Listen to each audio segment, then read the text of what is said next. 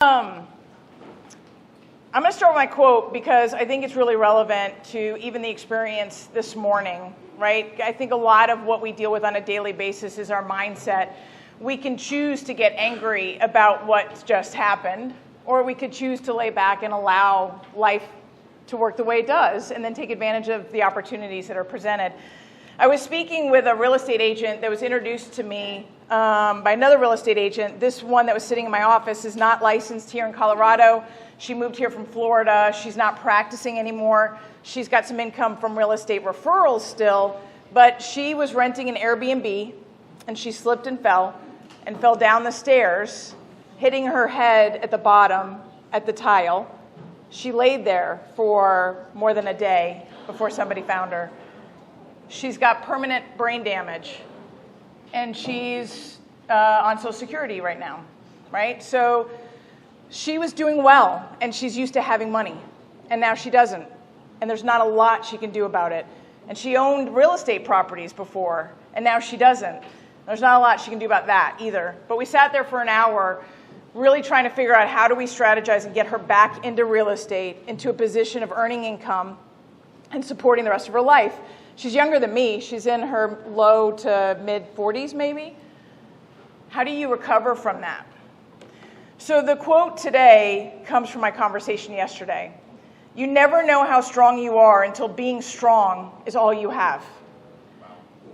So you guys, things happen.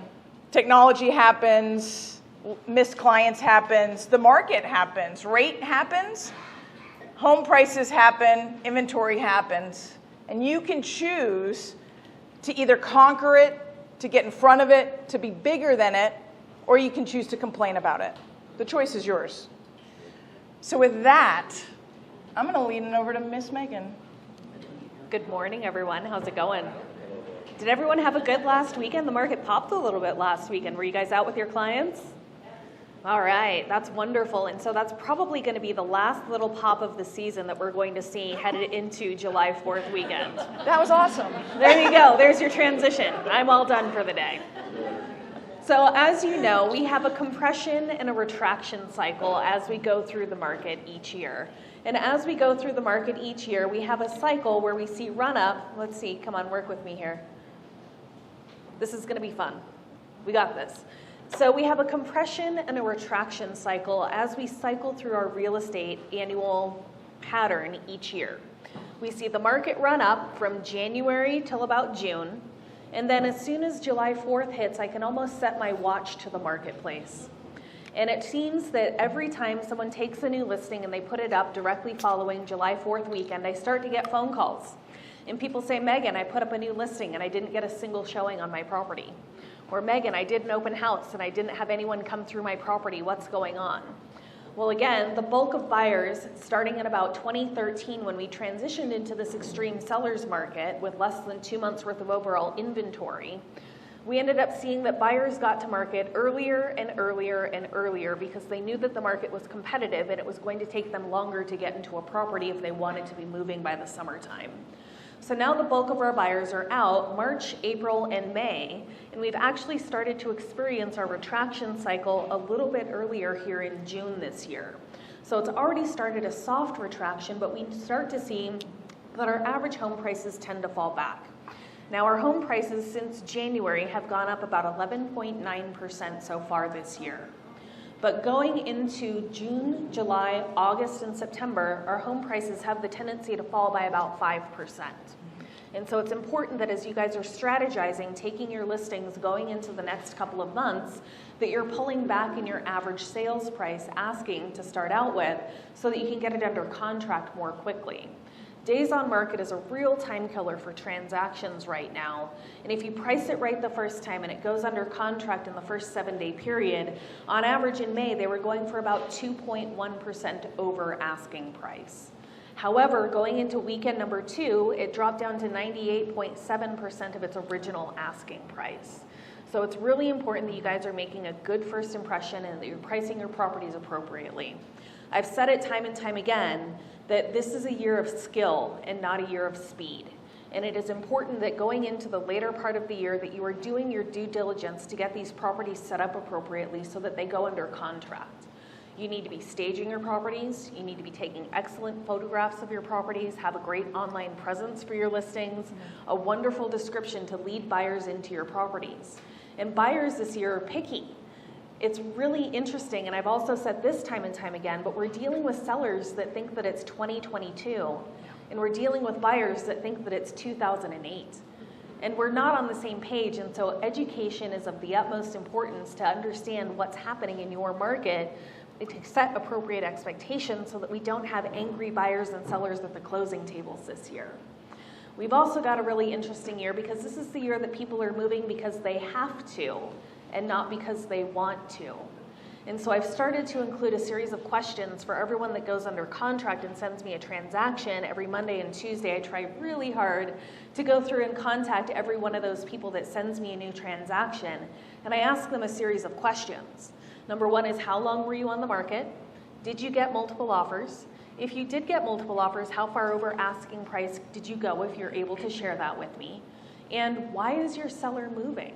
Because people don't want to move into a smaller house for more money right now because interest rates are higher and people had refinanced into the 2s and 3s. And so we're seeing a lot of people that are moving because they have to and not because they want to. Can I share with you a quote? Of course. Tim Rose interviewed Powell about the lack of listings in real estate, and he goes, well, I didn't think that raising the rates would drop listings. It's a true statement. I don't even know what to say about that. Yeah, I know. I don't know. If everyone did everything my way, we're all going to be a lot happier. Who's going to vote for Megan on the Federal Reserve Board? And so people are moving this year because of births, deaths, divorce, loss or change of a job. And so in order to make sure that you guys are getting enough of those transactions, those are what you have to be chasing right now in order to get more transactions under your belt. But again, going back to our strategy sheet here, you can see that as we get into our listing, our target listing month runs across the top in yellow. Our target closing month based off of average days on market and time from contract to closing is down here in black. And then these are 16 different metrics that I track on a monthly basis for you. But you can see when it turns red, the market is more competitive. And when it turns blue, it becomes less competitive overall.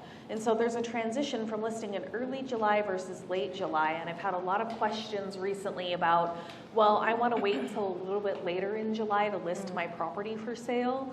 And so I encourage you to get your listing to market as soon as you can in July if you have a listing that's coming up, because the odds of selling, when I can't quite see it here on this graph, but the odds of selling ends up declining by about 5% from the second weekend in July to the end of July. So it's important that you're getting your transactions out there. Average days on market also starts to climb as we get into July, so be preparing your sellers for more time on market. Am I really going to have to do this every time I want to flip my slides? You can look at me and I can do it. Let me try. No, because I'm going to flip around a whole bunch today. I'm going to skim all over the place. That's going to be fun. Come on. Come on. Okay.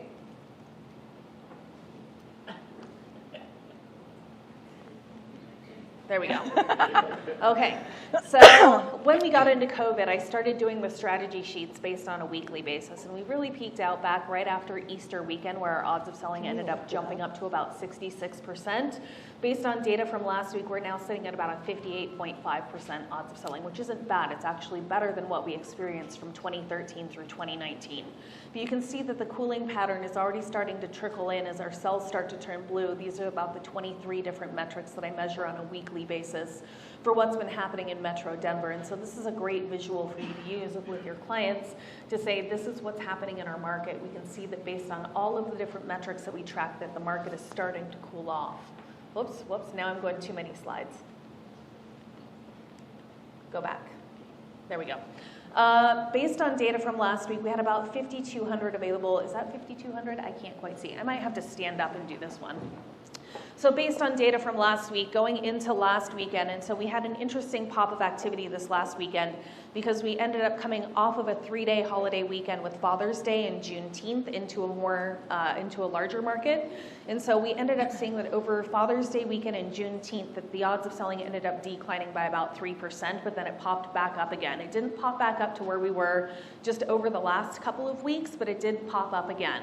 Now, headed into July 4th weekend, we end up seeing a big decline in the rate of showing activity. And what's interesting about this year is that since July 4th falls on a Tuesday, that means 4-day holiday weekend, right? And so more people are going to be out of town this weekend than they will be next weekend.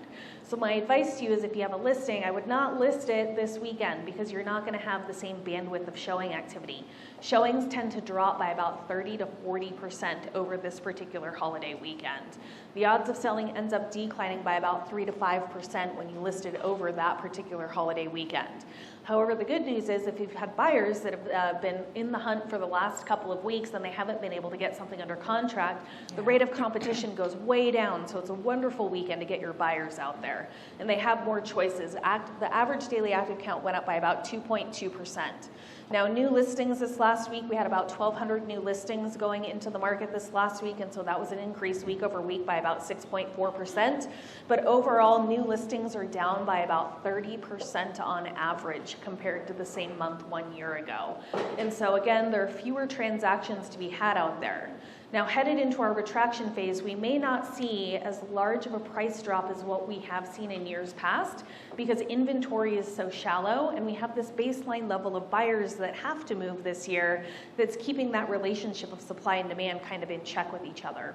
We did note that there was a bunch of back on market activity this last week, and I'm not quite sure why that is. I am kind of interested in sending out a survey as to why they came back on market to see what was happening with those transactions, if it was due to the hailstorms where they need to maybe go through and make some repairs that came through last week. I don't know if y'all got hammered by hail, but out in Morrison, I had like golf ball sized hail that was coming down. And I wanted to take a picture out the window and a piece of hail came and hit my glass right as I was taking that picture and just scared the ever-living snot out of me.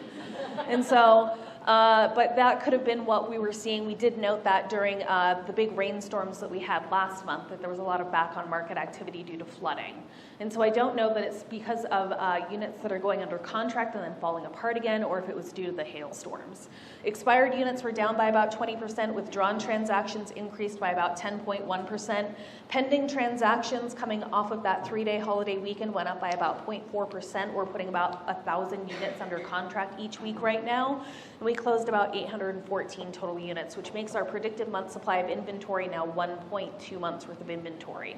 And so you can see that based on this black line here, that our month supply of inventory has risen from about 0.7 months worth of inventory right after Easter weekend up to about 1.2. Now again, when that number is below 1, that means that multiple offers are highly likely. But now that we're at 1.2, in order to see those multiple offers coming back out, it depends on where you're located. And so, as you know, I do publish monthly reports for you as well on attached and detached residential, and there are heat maps in there that break out by zip code where we're seeing the biggest trends or the most competitive markets. And the most competitive markets still continue to circle around the inner landlocked ring suburbs, so like Arvada, Westminster, Wheat Ridge, Littleton, Lakewood, Highlands Ranch, Lone Tree, Centennial, Greenwood Village, along the 225 corridor, and then up north into like Central Park. And so in those areas, we're still seeing multiple offers that are coming out, but central Denver has cooled way down. And the stuff that's on the outside edge of C470 has also cooled way down. There's been an interesting phenomenon that's been happening in the foothills communities lately, where we're seeing increased inventory, and those are people that may have overshot when COVID hit from leaving urban, densely populated neighborhoods into the foothills.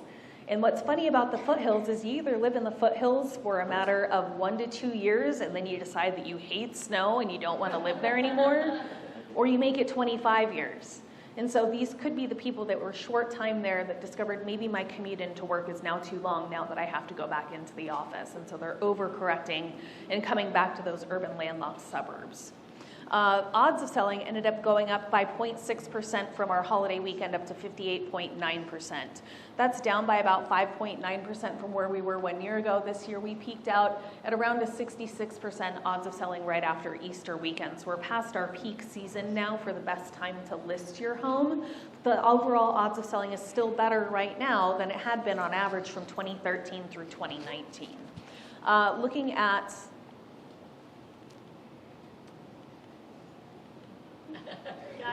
Got it. Oh, did I go one too far? We're still far from a market in balance, and this measurement is starting to become a little bit more archaic. As I go through and start talking with more and more economists across the nation, as I become more connected, they're turning away from using month supply of inventory to establish what a balanced market would look like. And a balanced market for us with a 6-month supply of inventory would feel like a ton of inventory, and it's been since like 2006 since we saw a market in balance. We average closer on to about 3 to 3.5 months worth of inventory here in Metro Denver. But if we were to create that magical 6-month supply of inventory, we're only sitting at about 19.3% of balance right now. We would need to have about 27,500 total thousand active units available for sale in order to offset or satiate demand right now. Looking at where we are for showing activity, there we go. So showings week over week went up by about 6.7%. We're setting about 13,500 total showings right now, which means you should be getting about 2.6 shows per property per week. So if you're not getting your 2 or 3 showings per property per week, that could be sign number 1 that you might need to go through and make a price reduction.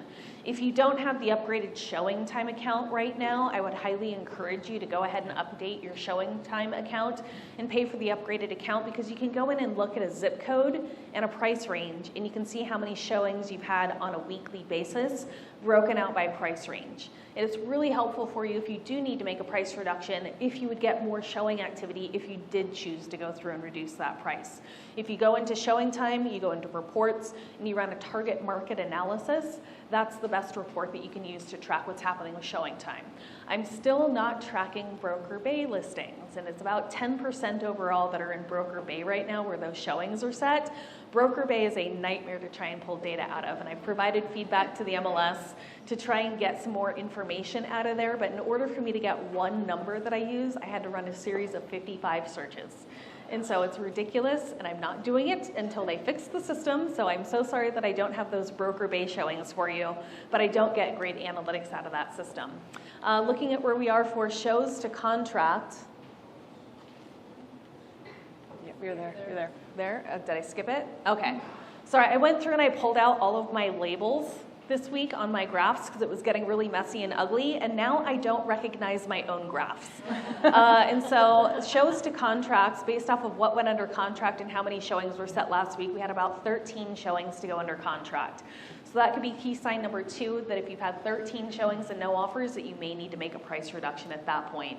Days on market are starting to stretch out. So we were up to 10 median days on market, whereas we had gotten down as low as about 5 median days on market right after Easter weekend. So days on market tend to stretch out. Usually the median for July is about 7 median days on market, so it's taking a little bit longer this year already for homes to go under contract. We're tracking price reductions next. The rate of price reductions did go down this last week. Can you hit the enter button for me? Thank you. There we go. So the rate of price reductions ended up declining week over week by about 1.4%. What's really interesting about holiday weekends, and I don't know why this happens, but I see the rate of price reductions go up for pending transactions over holiday weekends. So people should not be reducing their price headed into a holiday weekend, because you don't know if you're going to get the number of showings that you need in order to warrant that type of price reduction. But we saw that 67.3% made no change, 2.1% of homes increased their price, and 30.6% of homes ended up making a price decrease last week for units that went under contract. The rate of price reductions actually went up by about 0.2%, so we were seeing on average about a 5% price reduction overall, or about $36,500 off of that original price. Now I go through and I track this based on $500,000 price increments for you, and so let's go ahead and run through those numbers super quick. If I can get the slides to work with me. Can you hit the enter button about 3 times? 2, 3, 1 more. So here's our heat map for the under $500,000 segment. You can see that this one hasn't cooled off quite as much as what we're seeing with other higher priced properties.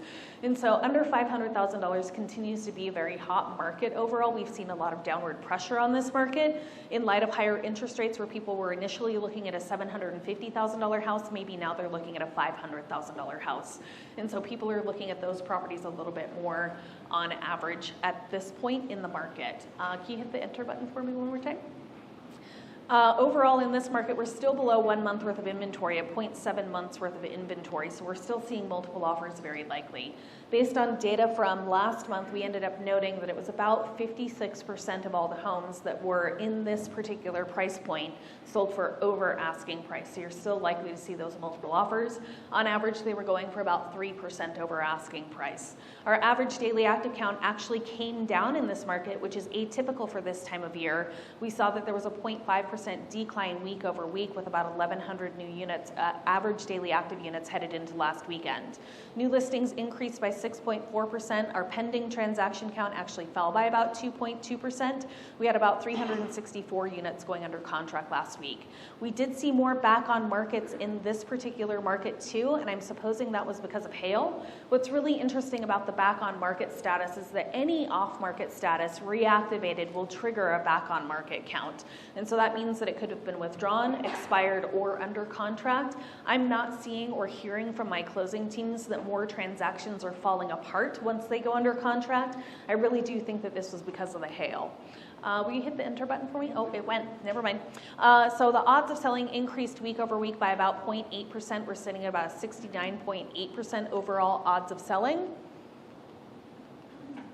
In this market, we only have about 11.6% of what a market would be in balance. So we're still very shallow of the inventory that we require to offset demand in that particular market. Will you hit the enter button for me? In this market, we set about 4,700 total showings last week, which means you should be getting about 4.3 shows per property per week. That increased week over week by about 6.7%, and we will end up seeing this market isn't as shook as what we see in the higher end markets for people going on vacation headed into this weekend. The luxury markets really lag. This market probably won't lag quite as much. Will you hit the enter button? Thank you. Shows to contract was 13 for this market as well. So if you had a total of 13 showings and no offers, that means that you're not within your proper price band. Again, I can also help you guys look up this information. So if you shoot me an email with your zip code and your price range, I can go through and tell you how many showings to contract you should be getting. Next slide, please. Median days on market sat at 8. Week over week, there was no change for this particular market. It is up, however, from 1 year ago by about 60% from what we were looking at back in 2022. Next slide, please. In this market, we ended up seeing that week over week price decreases increased by about 1%, with about 29.8% of homes reducing their price. 1.8% increased their price, and 68.4% remained unchanged. Next slide, please. In this market, for price reductions, we saw about a 4.5% price reduction, which is lower than what it was the week before. So they're taking about $18,000 off of their original asking price. And I'm going to have you go about 5 slides. Keep going, 2 more. Here's our heat map for the $500 to $1 million segment. Again, this market really started to cool as we got into the beginning of May. We did have a hot spot that very first week in May where the odds of selling ended up going up by about 3%. But overall, the odds of selling in this market are sitting about 58.5%. When I average out this entire market, this really does cover the bulk of our properties in Metro Denver. This is about 60% of our overall inventory. Next slide, please. In this market, we are looking at about 3,000 average daily active counts. We ended up seeing that our pending transaction count actually fell this last week by about 0.5%. I was hoping for more of a bolster in this particular market, but it ended up slowing down even after the 3-day holiday weekend, so it wasn't the top of activity that I was hoping for. Back on markets were lower in this particular segment at 3.1% increase in back on markets at 131. Our average daily active count increased by about 2.9%. We're adding anywhere between 3 to 5% new transactions to our market each week, but it's not because we're seeing a significant amount of new listings. It's because our inventory is starting to age in place and it's hanging out on the market a little bit longer, which is bumping up our active count. The pending count, we already talked about that, down 0.5%. We saw that expireds fell pretty drastically this last weekend. We only expired 43 transactions and withdrew 75. But our overall month supply of inventory is sitting at 1.2 months worth of overall inventory right now. Next slide, please. In this market, we ended up seeing that our odds of selling increased week over week after the 3-day holiday weekend by about 0.8%. We're sitting about 58.5% for the odds of selling right now. And when I talk about the odds of selling, that's basically where I take into account all of the available listings for sale versus those that go under contract and or close in that week. And then I project it out for a 30-day period of time, and that's the likelihood of your listing selling in the next 30-day period. And that number changes and shifts pretty drastically each week. But you can see when we look at these graphs, and again, it's so funny, these graphs have started to get so big. I started this back in COVID because I was like, well, I need something to do. I might as well start building more charts and graphs. And I thought this was something that was only going to last during COVID. And then I ended up having like 17,000 people subscribe to my newsletter. And I was like, well, shoot, I'm doing this until I die. I'm not getting out of this. There's no way. There's absolutely no way I'm going to be able to stop doing this. And so looking back to where we were in 2021 and 2022, this is a great graph to show clients that, look, it's not 2021 and 2022 anymore, but we've got to go through and we actually have to negotiate with our transactions at this point. We might have inspection resolution items come up that we might have to go through and repair. It might not go for over asking price, and so we're seeing fewer of those happen, especially as we get into higher priced properties. But the odds of selling last year at this time were down by about 3.6%, but when we look back at 2022 at the very beginning of the year, we ended up getting up to like an 87% odds of selling, which was unheard of. The highest I'd ever measured that number before COVID was a 61% odds of selling. Next slide, please. Looking at where we are in terms of balance, we're now sitting at about 20.2% of balance in this market. We would need to have about 15,000 total listings available for sale in order to offset demand. Next slide, please. In this market, looking at where we are for, did it go? Yep, there we go. We set about 7,000 total showings in this market last week, so we're looking at about 2.4 shows per property per week. So if you're not getting your 2.4 shows per property per week, that could be sign number one that you might need to make a price reduction. Next slide, please. Shows to contract, we were looking at 13 showings to go under contract in this market as well. We set about 7,000 total showings this last week. That was up 9.1% from our holiday weekend, so a little bit more people ended up getting out there to go out and look at properties. Next slide, please. For median days on market, we're now up to 11 median days on market. We ended up bottoming out right after Easter weekend where we were looking at about 7 median days on market. So this market is not quite as fast as what we have been seeing in years past. If you recall, and we don't want to go back to 2021 or 2022, do we? No, those were really hard years in real estate. And I feel like I'm still trying to come down from that high of 2021 and 2022. But it has been a very fast market. Back then, it was 5 median days on market for the bulk of 2 years in a row, which meant it was just crazy. How did we do it? How did we get through that market? That was insane. Next slide, please. We're looking at price reductions. They ended up declining week over week by about 2.4%, so there were about 31.9% of the homes decreased their price, 2.7% increased their price, and 65.5% made no change whatsoever. Whenever I go through and look at the price increases, I'm always a little bit shocked as to why that's happening. And so in this market, either a couple of things happened. Number one is that they mistyped the property price initially. And so they accidentally forgot to put in the extra zeros. And then they went through and did a price increase, but it sticks that original list price. The other reason is they priced on the 9s. Okay, and so that means that I priced it $699,999. You're missing all of the people that are searching at $700,000. And so you end up getting a lot more clicks and a lot more showings, and you're likely to go under contract faster by pricing on the zeros rather than pricing on the 9s. So keep that in mind based off of the way that people search in the MLS system and search on all of the consumer websites. Next slide, please. Looking at price reductions, it was about a 5% price reduction or about $36,000 off of that original asking price. Now, as we get deeper into the summer, fall, and the beginning of winter, we start to see the rate of price reductions going up. Not only do they go up, they get larger in size. So keep that in mind that if you're waiting to make a price reduction, it's better to make a deep price reduction initially and get it under contract than it is to make a series of smaller price reductions to chase the market down. You want to chop down to get right back in front of that market again. We're going to skip ahead. I think it's 6 or 7 slides now. So this is 1 to 1.5 million with 568 total active listings available for sale. Back on market's also spiked this week at 18.8% with 19 coming back on market. Pending transactions ended up increasing by about 8.7% or about 75 units going under contract. Overall in this market, we're now sitting at about 1.7 months worth of overall inventory, so we're almost out of extreme seller's market territory. Keep in mind, we drop into an extreme seller's market when we have less than 2 months worth of overall inventory, and so we're getting out of that particular market right now. It's really interesting to see the luxury market as we start to get into different areas, but there have been a couple of real hot spots, and Cherry Hills Village is absolutely on fire right now. It's been insane to watch those transactions. But I've seen a lot of over $5 million transactions happen, and when I say a lot, I'm talking like 6. But over $5 million transactions that are going for multiple offers right now. And it's been really interesting to see that there is this level of demand that's out there right now for these super luxury properties that are over $3 million. They've already seen everything that's on the market, and they're just waiting for that perfect property to come onto market. And when I looked at the numbers for May, in May we closed 5 transactions that were over $5 million. And the average dollar amount over asking price for a $5 million transaction was $885,000 over asking price.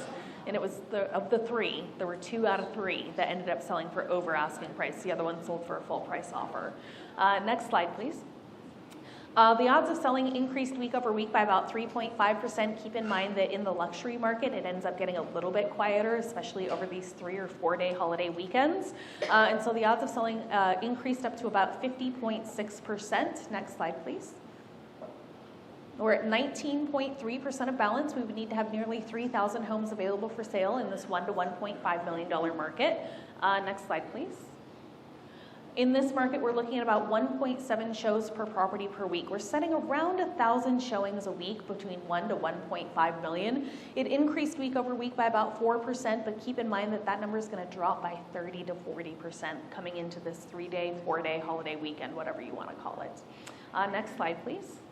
We're now looking at about 13 showings to go under contract. That was down from where we were last week by about 4.3%. About 75 units went under contract last week, and so based on those 981 showings, it was 13 showings to go under contract. So if you've had 13 showings and no offers, it may be time to consider a price reduction at that point. Next slide, please. Median days on market increased week over week by about 60%. We were sitting at about 16 median days on market for units that went under contract last week. Next slide, please. And price reductions, they decreased week over week. We were down to 27.9% of what went under contract last week made a price reduction. 72% remain unchanged. No price increases in this one, so everybody got their zeros in this week. Next slide, please. You got to be really careful on those that are over $1 million, right? Looking at the size of the price reduction, it increased week over week by about 4%, or 0.4%. We're seeing about a 7.1% price reduction. Once you go over $1 million, you almost have to make a $100,000 price reduction in order to make a difference in those properties. So the average price reduction was about $93,000 off of that original asking price. Next slide, please, and we'll go through these really quick. So I'm gonna have you skip ahead to keep going. Next one, there we go. And so in this market, for 1.5 to 2 million, there's a pretty stark difference between going from 1 to 1.5 to 1.5 to 2 million in terms of our month supply of inventory. In this market, we're now up to 2.4 months worth of overall inventory, so there's going to be more negotiating that happens in this market because for every one buyer in this market, they now have about 2.4 homes to choose from. Our average daily active count rose week over week by about 5.8% with 293 total listings. We did see a big pop of new listing activity. It increased week over week by about 19%, or about 44 new listings ended up making their way to market. Pending transaction count also went up this week by 27.3% with 28 units going under contract this last week. Next slide, please. The odds of selling is now down to 35.4, so this market has really changed. We were up over 70% odds of selling back in 2021 and 2022, so again, you really have to be exercising care in pricing these properties. staging them, pre-inspecting them, correcting those issues, because buyers in this market, they don't want projects, they want something that's pristine and ready to go. Week over week, that actually declined by about 2.2%. I was hoping for a bigger pop of activity, but with all of the new listing activity that came on this last week, we ended up seeing that the odds of selling ended up declining. Next slide, please. In this market, we're now sitting at about 20% of balance. We would need to have about 1,500 homes available for sale in order to offset demand. Next slide, please. We're looking at about 1.5 shows per property per week. And so I'm getting a lot of calls specifically in the Highlands and Sloan's Lake and into Wash Park for listings that are over $1.5 million right now. And they're expecting this flood of activity to happen the first weekend. And I'm hearing that they're getting like 3 showings on their properties on their initial weekend out. So the level of demand has ended up subsiding for a lot of these central Denver neighborhoods that were really hot. But instead, I'm starting to see more activity in like Sunnyside and Applewood as you traverse down I-70 going west. More activity happening in those suburbs because people are getting priced out of some of those markets that are in the Highlands, Low High, and some of those other markets. Next slide, please. We're looking at about 15.4 showings to go under contract. So buyers in this market are definitely more picky. They're out there and they're looking, but they're not necessarily putting stuff under contract. Showings week over week increased by about 7.2% from where we were over Juneteenth and Father's Day weekend. Next slide, please. We're looking at about 12 median days on market. That's down from where we were last week. Last week we had some aging inventory go under contract. Median days on market last week ended up shooting up to about 36.5 median days on market over the holiday weekend. Next slide, please. We're looking at about 19.2% of the homes ended up making price reductions this last week, with 80% remaining unchanged. No price increases in this particular market. And the last slide that we'll go over today is price reductions. So price reductions are really big once you go over $1.5 million. We're looking at about a 9.1% price reduction, or about $180,000 off of that original asking price in order to get it under contract. Now, while you guys are all having fun at barbecues this next weekend, I will be working on the July or the June stats for you, and so I should have those out for you in the middle of next week. And so we are closed on Monday, July 3rd. We figured that since it's kind of falling into that 4-day holiday weekend, that we were going to take a 4th day of PTO at First American, so we will be closed. But if you do have to receipt in earnest money on Monday for units that go under contract over this weekend, keep in mind that we do have 2 apps that you can use in order to deposit your earnest money. We have one that's called Earnest and one that's called Zocum. And so you can do a remote deposit that way by writing out a check, and it's kind of like a remote deposit where you take a picture of the check. One of them, Earnest, is an ACH transfer where you put in your bank's information in order to get your earnest money in. Do you guys have any questions for me before I turn it over to Nicole? Yes, Jim? Yeah, you said last week the average days on market was 30-something. Uh-huh. Now, what that tells me is that some homes that were stale sold, and that brought up the average. So actually it was a great week for selling stale listings.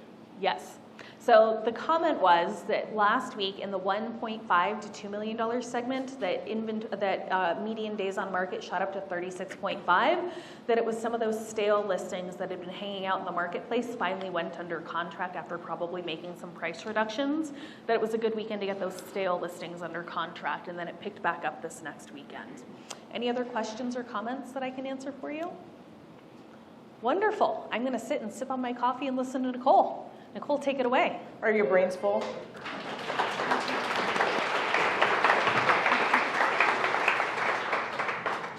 Such amazing data to give you guys the edge, right? And that's what this whole period of time is. These 2 hours is giving you that continued edge, sharpening your saw so that you can go out and support your clients, because right now they are uber confused. Are you guys uber confused? You guys are uber confused, and you work here. Like, I don't even know. So we're going to go over some of the economics that's happening underneath the housing market that's creating some of this confusion, and you're going to be even more confused when I get done. So that's my job today. So hopefully, I was actually hoping, oh, shoot. All right. Oh, I have no. Oh, I think you hit the off button. Did I hit the off button? Now I have to be uber confused because I don't actually get the slide deck. You're up. There you go. Oh, there you go. Oh, there he is. There's the man of the hour. Yeah. Really? Higher rates slow down listings? I don't understand. Sellers or buyers? It's an easy equation. It's like A plus B equals C. We believe there's more restriction coming. So he was actually on a panel with the top economists on a couple of different countries as he was talking about what's really driving this is the very strong labor market. Like, I can keep raising the Fed rate, but it doesn't seem to temper spending. Right? We saw consumer spending. Last week I showed how low it had gotten, yet people were still spending, but less so. So we're going to continue to see that in the economic story, which is creating a lot of confusion because we simply need to stop. Like, everybody just stay home, like, for 2 months. It's not going to happen. It's not going to happen because airline sales are up, car sales are up, people are getting out of town and they're doing things, and we're being Americans and we love to spend. So, that quote just came out. He was there yesterday. He is all guns a-blazing, pedal to the metal. We're going to raise the Fed rate twice more, if not even more than that. Core inflation is still sitting high. So tomorrow morning, those of you who are on our text blast, and if you're not, you can just email me and I can put you on it. Just a little quick what happened this week and what I'm looking for next week and then who's on call that weekend. This weekend is my weekend. I get the 4-day holiday weekend. Yay for me. All right. Yay for Team me. leader. The sacrifices the leaders do. Oh, that's so nice of you. I know. So actually don't call me. No, really do call me. I mean, if I'm going to be sitting at my desk, please make me busy. All right. So we're going to be seeing the PCE tomorrow. That comes out. I really don't expect it to be wildly different than the CPI that came out several weeks ago.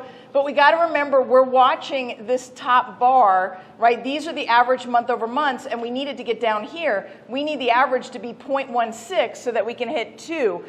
2% is just the sum of the last 12 months, and we're nowhere near it as long as we keep hitting 0.4s. Right? So it's just taking a long time for inflation to come down. The core of things keeps being more expensive.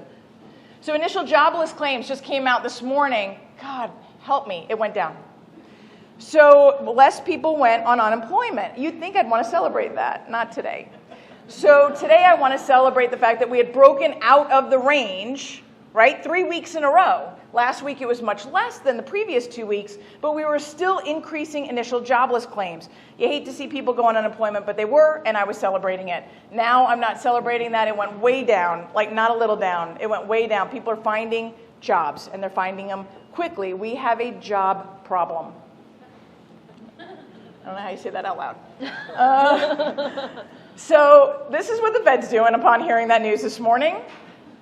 They're a little pissed. And the market didn't like it either. So we're already seeing the 10-year Treasury go up. It now pumped up above 3.8. Remember, we've been watching the 10-year spread to the 30-year fixed difference, right? And when I talk about that, it's really important because I've had a lot of people ask me, so what's the deal with the 10-year? So the 10-year Treasury is literally the instrument that someone would invest in with zero risk. That's all it is. So it's a 10-year Treasury. And if you want no risk, the government continues to pay their bills, even when we fight about it. They always pay. So the government keeps paying, so the 10-year Treasury is a zero-risk bond. So you're going to get, right now, for the zero risk, you're going to get 3.8% back on your money if you invest in the 10-year Treasury. Everything goes above that. Corporate bonds go above that. Subprime loans go above that. The 30-year fix goes above that. All bonds, all investments are tied to some relationship to the 10-year. And the 30-year fixed mortgage, which is a security instrument that you can invest in, typically runs 1.65% over the 10-year Treasury. It's a very low risk. It's a 30-year fixed mortgage. But right now, that spread is 3.2. It's double. It's double because we had banks fail, because we have an unknown in the financial markets. And right now, with the commercial unrest, we have more unknown. And of the commercial loans, 60% are held by banks. 70% of those are held by small banks. Small banks are most exposed. So if they start going, we're going to see that 3.2 get even wider. So even if inflation drops, which is the arch enemy of bonds, when inflation drops, the 30-year fix drops. But if that spread goes wider than 3.2 and it goes to 3.5, 3.6, I don't care how low inflation goes, that 30-year fix is going to stay high. And right now, it's just sitting right under 7, and it's not moving. So the 10-year went up to 3.8. Yikes.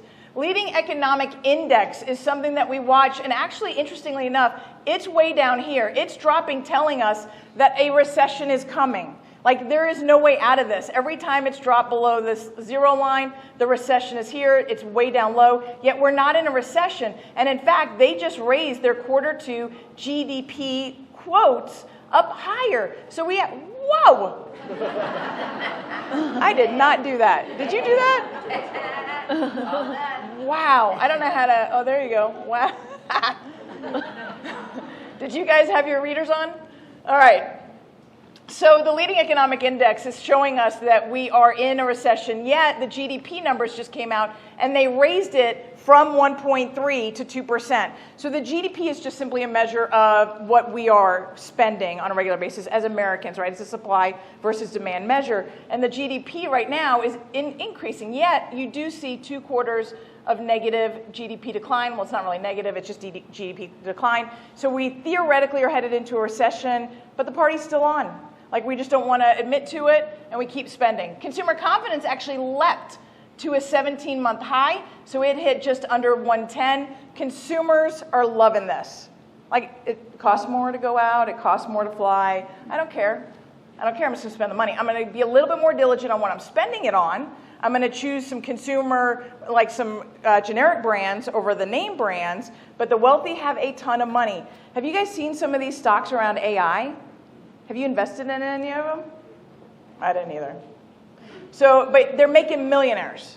They're literally making millionaires. My stock picker is long since broken, but the stock market is making millionaires if you're picking the right stocks. So we're still feeling wealthy. The divide between the haves and the have-nots is just simply getting wider right now. So that's what's happening. So the economy is still strong, yet everything else says that we should be in a recession. Durable goods just went up 1.7. This is like washers and dryers. Like, really? Durable goods and airplane equipment is in there too. That actually boosted it up quite a bit. So there's a lot of airplanes being bought and sold right now. There's a lot of travelers. So the durable goods went up 1.7% just in 1 month. Mortgage purchase applications went up 3%. So it went up 3%. Last week it went up 2%. The week before that it went up 5%. Demand is strong. Rates didn't come down. They're still just below 7. But we've been just below 7 for 6-8 weeks right now. So all that volatility of rates going up and then dropping, going up, and dropping, going up. Now they're 7.25. Now they're 6%. Now they're 7.25. Now they're 5.875. It was like whipsaw. It was freaking out the consumers. Consumers don't like change. Right now they've just been hovering under 7. So now I can start to plan. I'm getting used to it. It costs what it costs. In fact, I have a ton of buyers literally in my office all day long trying to strategize. How do I buy right now? How do I take advantage of the winter months? Because I know what's going to happen in spring. Because when those rates come down, the 64% of Americans that are sitting on the sidelines are going to jump in. And you guys are going to be super busy in the spring, and that's really awesome. But you could be really busy right now if you just communicated that news, right? 64% of your fellow Americans are going to jump back in the market. Where do you want to be, on this side or that side? I want to be on this side. Ton of people buying investments right now. I don't even want to tell you what that rate is, right? But it doesn't matter because they know that the opportunities are going to present and the prices just keep going up. So mortgage purchase applications are up 3%. May new home sales jumped 20%. Now remember, they're still less than 25% of the market. So they're not making a massive dent, but they were up 20%. So that's a huge win for us. No wonder the NAHB Builder Confidence Index has popped up to 55. Anything over 50, they're celebrating. They're feeling really good about it right now. And the sign for starts is also up because housing starts, single family, up 18.5% in 1 month alone. When builders see the kind of demand that they're seeing right now, they're feeling really good about it. It's the starts. That specific number is telling you what is forward forecasting. The builders are feeling good. They are fantastic at navigating their pipeline. They're just going to let a little bit more out, and then they're going to close it down. They're going to let a little bit more out. And right now in the last month, 18.5, because they're seeing the existing home sales market is not going to open up. So I can take advantage of this. Right? We're seeing actually less builders offer even concessions. They don't need to necessarily if there's nothing to buy. Existing home sales was down 20%. Not a huge surprise, but certainly we don't love that. Realtor Confidence Index was unchanged. The number that stuck out at me, so this is published, the number that stuck out at me was 25% of buyers waived inspection. Multiple bids. So on average, we're seeing 3.3 offers per listing. Buyers are still out there. There's going to be less listings. It's not going to free up the minute interest rates drop. Like they are literally, I'm talking to them daily, they are just converting that into a rental. Our listings are going to be slow. So anybody that's, if you're cooing your little buyer into thinking that more inventory is going to come on the market as soon as the interest rates drop because sellers, our buyers and sellers will sell, I just don't see it happening. Certainly not to the level to which we need, right? A little more inventory, yes, we're already seeing more inventory. But the buyers are still high. So getting used to using the tools, what resonates with the messages that I'm trying to portray, that bid over ask, if there's on average 3.3 offers for every listing, and if we're seeing 25% are waiving inspection, you better go in talking to that buyer saying, I know it feels slow. I know interest rates are high. But with inventory this low, we very well could get into a bidding war. Are you okay with that? What does that look like? Getting in front of it. How soon will you recover from that? If we really do see a drop in interest rates and a rise in appreciation, that's going to move even faster, especially in the Denver market. So what does that look like? How do I plan for it? No guarantees, but let's talk about it, right? Or just start shopping for homes on Wednesdays after the weekend. So existing home sales, they dropped. So one of the big news headlines that came out is the fact that the prices were dropping. Did you guys see that? I hate headlines. Yeah, nationwide. Yeah. Nationwide. Next day it said Colorado was up 1%. Yeah. Buyers all hear that nationwide. Yeah, no, prices are dropping. I want to get a deal. I had a buyer yesterday say, I think I can go under on this one. I said, really? It just came on the market. You're cute. You're so cute. Let me pet you.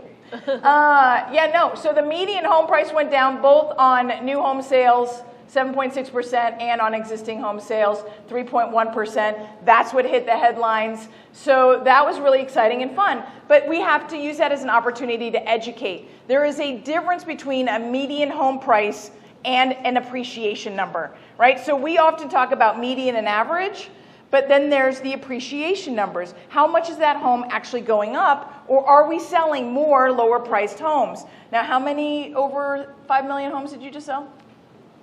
Did you see? You didn't sell them. 6? Okay. Over what, 3? Oh, yeah. Okay. Yeah. 6. 6.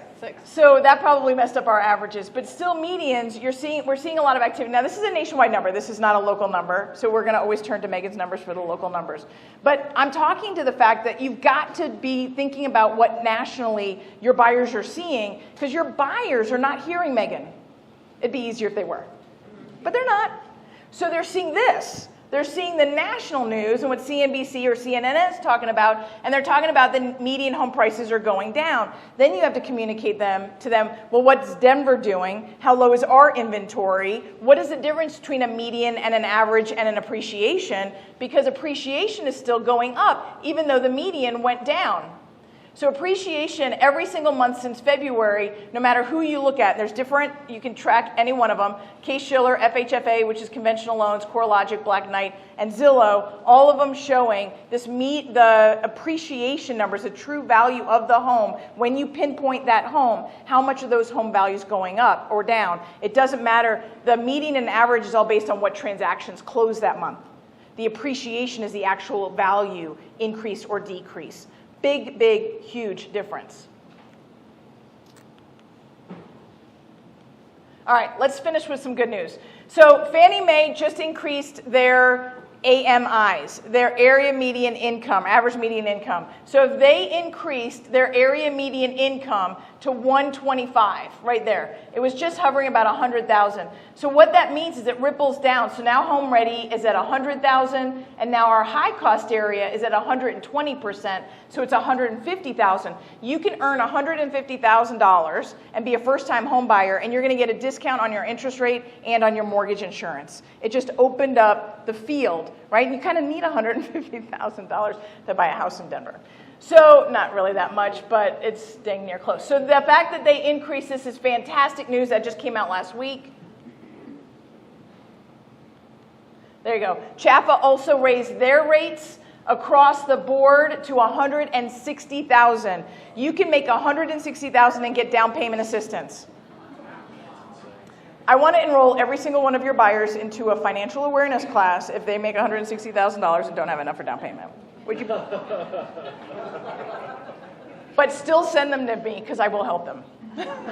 So we're going to help them with Chaffa. We're going to get them into home ownership, and then we're going to refinance out of that once rates go down, once they build up equity. It's not going to, everybody's talking about, well, I can refinance as soon as the equity, or as soon as the rates go down. I don't know that you can, because we've had a really flat appreciation market, and if you don't have enough equity to make up for that down payment assistance or the zero down or the FHA down, you might not be able to refinance right out of it. So don't sell that. Right? Sell the opportunity that at some point in the very near future, when rates go down, we can look at opportunities of how much equity you've gained and whether or not you can refinance. That would be the legal disclosure on that comment, right? So, but Chaffa will do it up to 160, and then we have our Movement Boost program, which will go up to $200,000. Again, we're going to enroll them in some sort of a financial awareness class. But if you make $200,000, we can do internally at Movement Mortgage, we have a down payment assistance program that can help you get into the home. Because honestly, even if you can't put together the down payment and you're making $200,000, I am putting you back into a journey of multi-generational wealth development. I am setting you on the right course. I will still do this, but I might ask you to come back into my office every month and talk about what you're spending.